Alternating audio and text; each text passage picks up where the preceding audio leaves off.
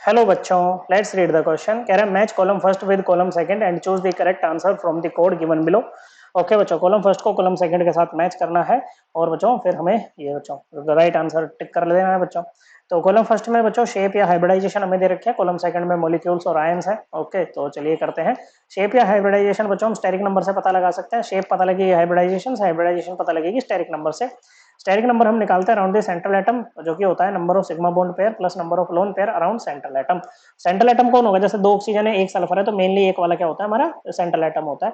तो सबसे पहले हम पी की बात कर रहे हैं, SO2 की।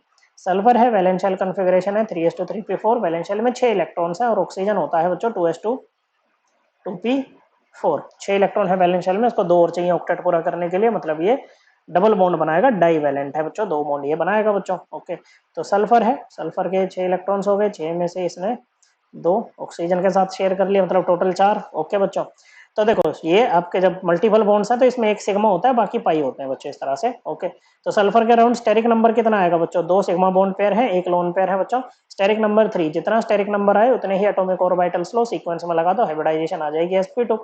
sp2 में जो ज्योमेट्री बनती है ना बच्चों, वो बनती है ट्राइगोनल प्लेनर। ओके बच्चों, और क्योंकि एक लोन पेयर यहाँ पर है बच्चों, तो शेप इसकी क्या हो जाती है? शेप हो जाती है एंगुलर। तो ना तो एंगुलर यहाँ पर है बच्चों कहीं, ना ही ट्राइगोनल प्लेनर है। क्या है? sp2 है बच्चों, तो जो c है वो p के साथ मैच करेगा बच्चों। तो c का p कहाँ पर दे रखा है बच्चों? c का p आपको एक ऑप्शन में दे रखा है, बस पहले वाले में नहीं, लास्ट वाले में भी दे रखा है, तो दो आपके एलिमिनेट हो जाएंगे बच्चों। दूसरा है बच्चों आपके पास में q है, XeF4। xenon is the central atom, वैलेंशियल configuration है 5s2 5p6। 8 इलेक्ट्रॉन है वैलेंशियल में, और फ्लोरीन है बच्चों 2s2 2p5। 7 इलेक्ट्रॉन है वैलेंशियल में, एक और चाहिए इसको ऑक्टेट पूरा करने के लिए, मतलब ये मोनोवैलेंट साइड एटम है, एक ही बॉन्ड बनाएगा बच्चों। ओके, तो ये है जीनोन, ये जीनोन के 8 इलेक्ट्रॉन्स। 6 फ्लोरीन लगा दो अभी तो अपनी मर्जी से कैसे भी। ओके, मेन तो अभी आपको हाइब्रिडाइजेशन निकालनी है बच्चों।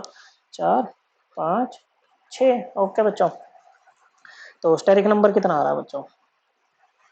ये हो जाएगा 6, 1 2 3 4 5 6 7 8। तो 3 3 6 यहाँ पर, ठीक है। हाँ, एक लोन पेयर बच जाएगा ना बच्चों। नहीं, XeF4 है ना बच्चों, 4 ही तो लगाने हैं, 6 थोड़ी ना लगाने हैं बच्चों, बस दो लोन पेयर बचे ना अब। तो यहाँ पर सिग्मा बॉन्ड पेयर्स कितने हैं बच्चों? 4 हैं बच्चों। कितने हैं सिग्मा बॉन्ड पेयर यहाँ पर है?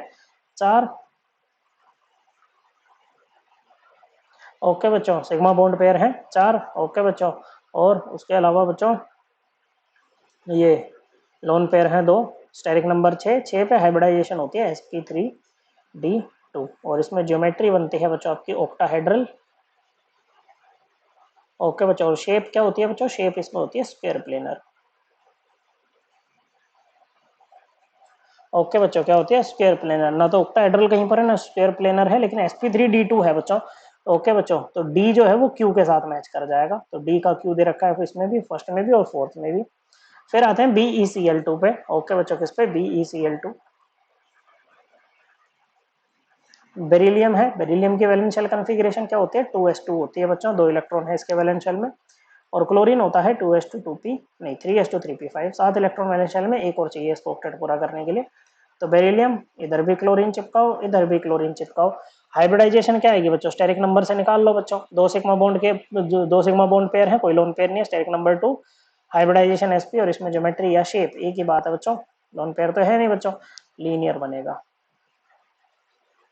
ओके बच्चों, क्या बनेगा? ये आपका लीनियर शेप रहेगी बच्चों। ओके, तो ए जो है वो किससे मैच करेगा बच्चों? ए आपका आर से मैच करेगा। ओके बच्चों, ए का आर हो जाएगा बच्चों, तो ए का आर यहाँ पर दे रखा है, तो इसको कट कर दो बच्चों। फिर आते हैं I3 माइनस पे। ओके, सेंट्रल और साइड एटम दोनों ही आयोडीन है बच्चों। आयोडीन की वैलेंशियल कॉन्फ़िगरेशन होती है 5s2 5p5। 7 इलेक्ट्रॉन है वैलेंशियल में, एक और चाहिए इसको ऑक्टेट पूरा करने के लिए। तो अगर ये जैसे साइड एटम है तो मोनोवैलेंट है बच्चों, और जब भी मोनोवैलेंट साइड एटम होता है ना, तो नेगेटिव चार्ज होता है ना वो सेंट्रल एटम के ऊपर आता है, तो यहाँ पर इसके पास 8 इलेक्ट्रॉन्स हो जाएंगे बच्चों। ओके बच्चों, अगर यहाँ पर ये होता बच्चों के ये आपका डाइवेलेंट साइड एटम होता, तो डाइवेलेंट के साइड एटम के ऊपर नेगेटिव चार्ज आता बच्चों। ओके, तो ये बन गया I माइनस। अब यहाँ पर दो आयोडीन अपनी मर्जी से अभी तो कैसे ही लगा दो बच्चों। स्टेरिक नंबर कितना आएगा? Around iodine 2 sigma bond pair है बच्चों, लोन पेयर कितने, 1 2 3 4 5 6, 6 अनशेयर्ड इलेक्ट्रॉन है तो 3 बन गए बच्चों। ओके 5 आ गया स्टेरिक नंबर। हाइब्रिडाइजेशन क्या बनेगी बच्चों, sp3d हाइब्रिडाइजेशन यहाँ पर बनेगी। इसमें जो ज्योमेट्री आती है ना वो आती है trigonal bipyramidal which is a mixture of two geometries. Okay बच्चों, मतलब उसमें दो टाइप के बॉन्ड्स आपके पास आते हैं। sp3d में दो टाइप की हाइब्रिडाइजेशन आपके पास में होती है। एक तो होती है sp2 जिससे आपको मिलते हैं इक्वेटोरियल बॉन्ड्स। ओके बच्चों, ये इक्वेटोरियल ऑर्बिटल्स बच्चों। ओके, और दूसरी होती है अगर मान लो जेड एक्सेस आपके इंटरन्यूक्लियर एक्सेस है तो P Z D Z square जिससे आपको मिलते हैं एक्सियल बॉन्ड्स या एक्सियल ऑर्बिटल्स। ओके, तो इस तरह से होगा बच्चों। और जो लोन पेयर होते हैं क्योंकि वो एस लविंग होते हैं तो वो उन ऑर्बिटल्स में जाएंगे जहां पर एस करेक्टर ज्यादा है। एस करेक्टर ज्यादा कहां पर है बच्चों, एस करेक्टर ज्यादा है आपका ये इधर इक्वेटोरियल पोजीशंस पे। तो इक्वेटोरियल पोजीशन पे चले जाएंगे आपके लोन पेयर।